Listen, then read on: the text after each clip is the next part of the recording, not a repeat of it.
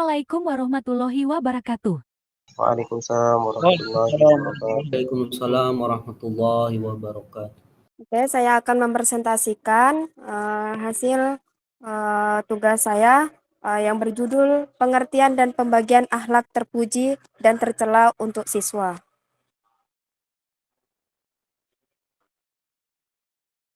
Akhlak, pengertian akhlak yaitu ilmu yang membahas tentang keadaan hati, watak, dan perilaku yang terpuji dan tercela.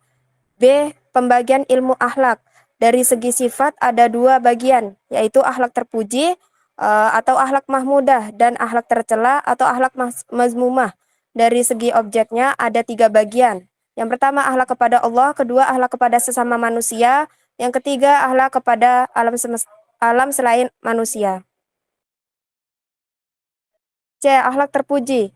Akhlak terpuji adalah yang mencerminkan kebaikan dan nilai moral yang tinggi. Berikut adalah beberapa contoh akhlak terpuji yang penting untuk diajarkan kepada siswa SD.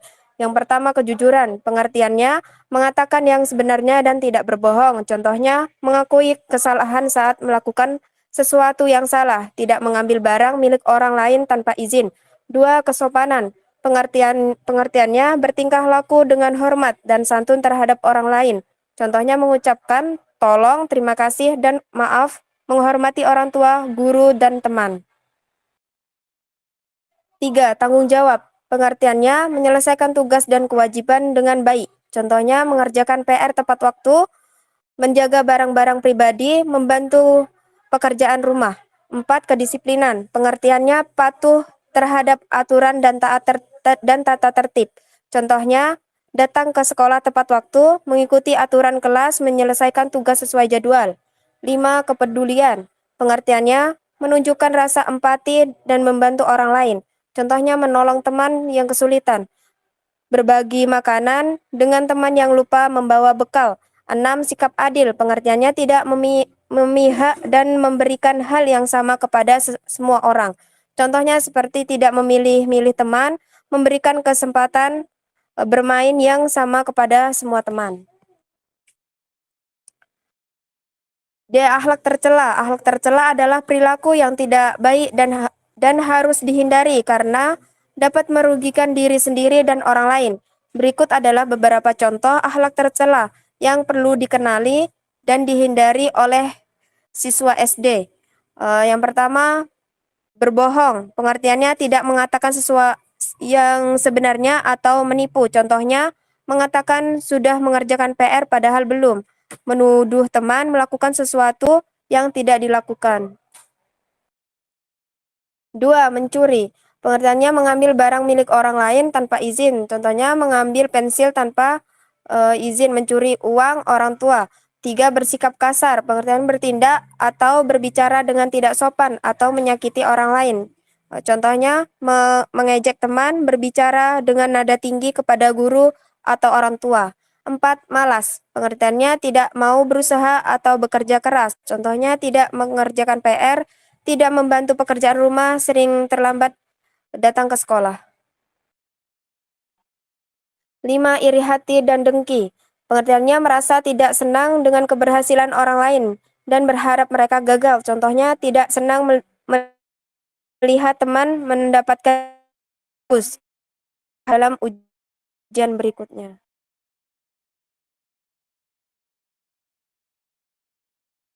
Lanjut.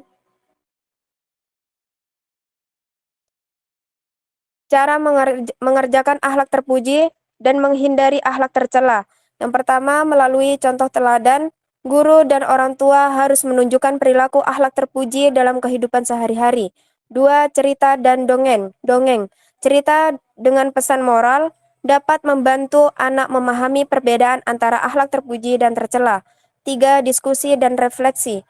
Ajak anak-anak untuk berdiskusi tentang situasi sehari-hari yang mereka alami dan bagaimana mereka harus bertindak.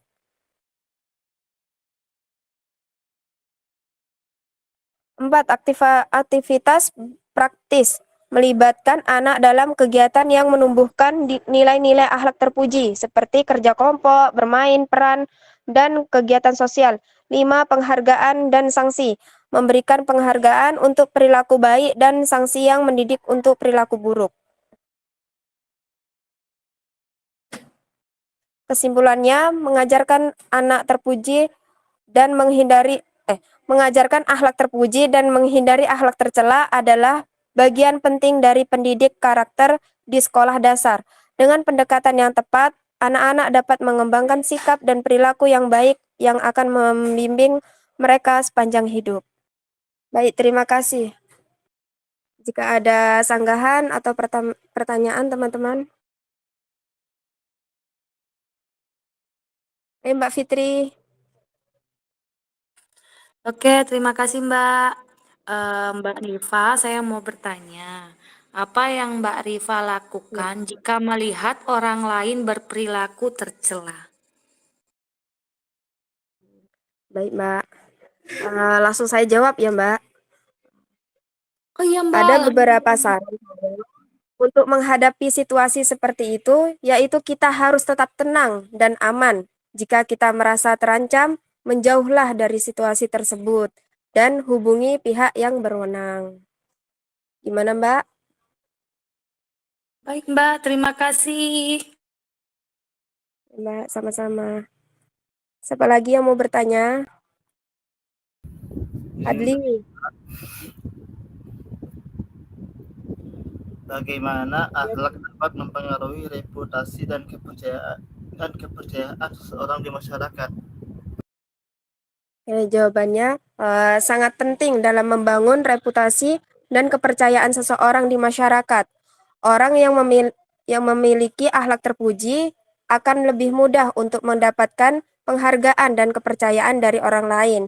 Jadi sangat penting untuk kita yang selalu berusaha untuk memiliki akhlak terpuji dalam kehidupan sehari-hari. Dengan memiliki akhlak terpuji, kita bisa dapat membangun reputasi yang baik.